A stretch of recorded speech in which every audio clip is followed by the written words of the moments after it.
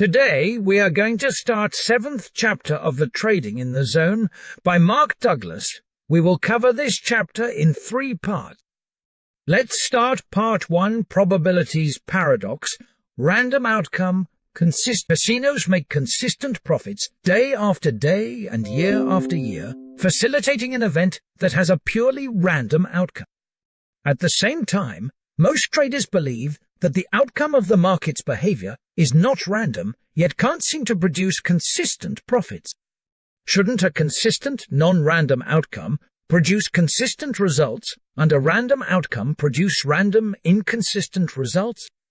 What casino owners, experienced gamblers, and the best traders understand that the typical trader finds difficult to grasp is, even those that have probable outcomes can produce consistent results if you can get the odds in your favor and there is a large enough sample size.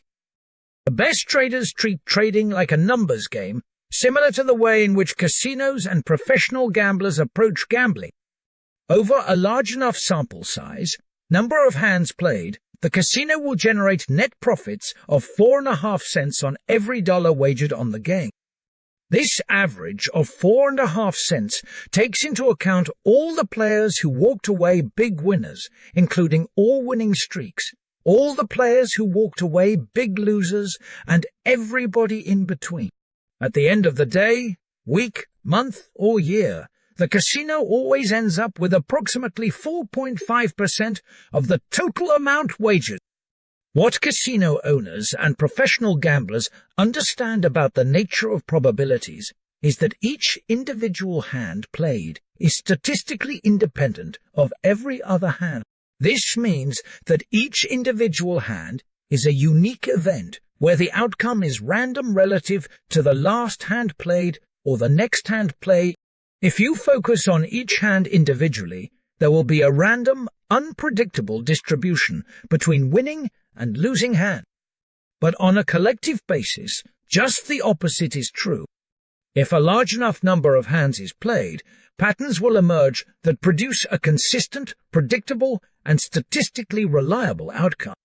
Here is what makes thinking in probabilities so difficult. It requires 2 layers of beliefs that on the surface seem to contradict each other.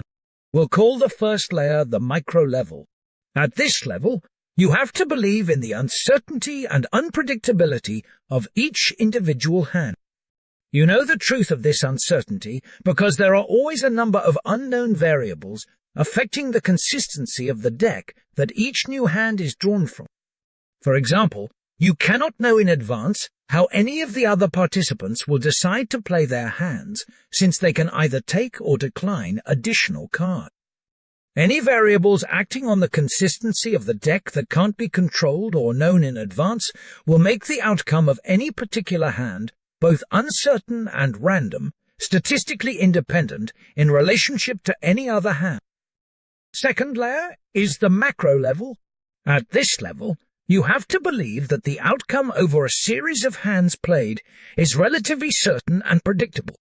The degree of certainty is based on the fixed or constant variables that are known in advance and specifically designed to give an advantage, edge, to one side or the other.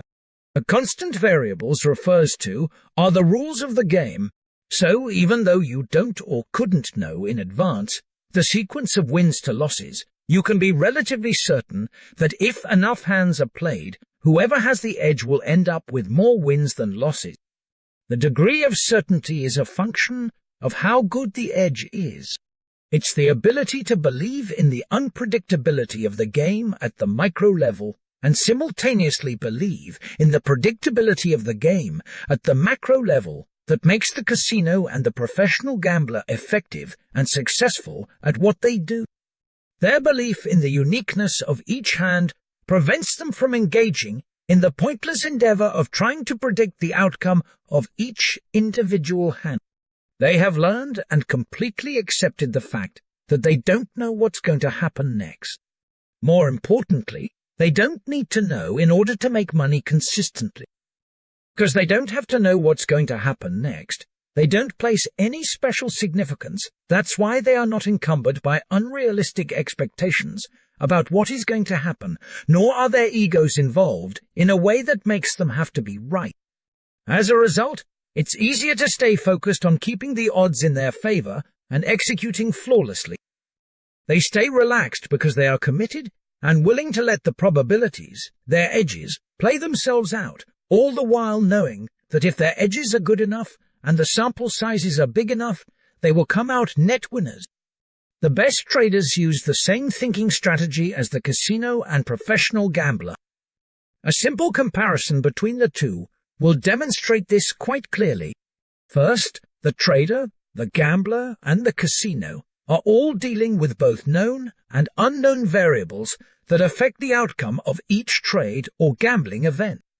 In gambling, the known variables are the rules of the game. In trading, the known variables are the results of their market analysis. Market analysis finds behavior patterns in the collective actions of everyone participating in a market. We know that individuals will act the same way under similar situations and circumstances, repeatedly producing observable patterns of behavior. Each trade contributes to the market's position at any given moment, which means that each trader, acting on a belief about what is high and what is low, contributes to the collective behavior pattern that is displayed at that moment. If there is a recognizable pattern, and if the variables used to define that pattern conform to a particular trader's definition of an edge, then we can say that the market is offering the trader an opportunity to buy low or sell high based on the trader's definition. Suppose the trader seizes the opportunity to take advantage of his edge and puts on a trade.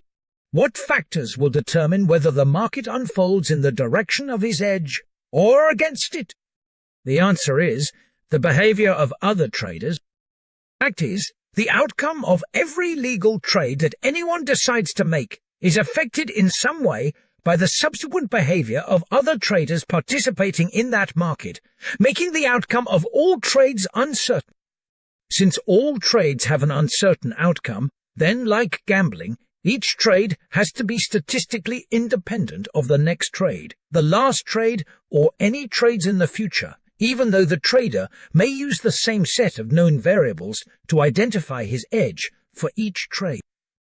Furthermore, if the outcome of each individual trade is statistically independent of every other trade, there must also be a random distribution between wins and losses in any given string or set of trades, even though the odds of success for each individual trade may be in the trader's favor.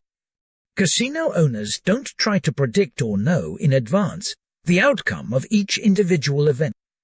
Aside from the fact that it would be extremely difficult, given all the unknown variables operating in each game, it isn't necessary to create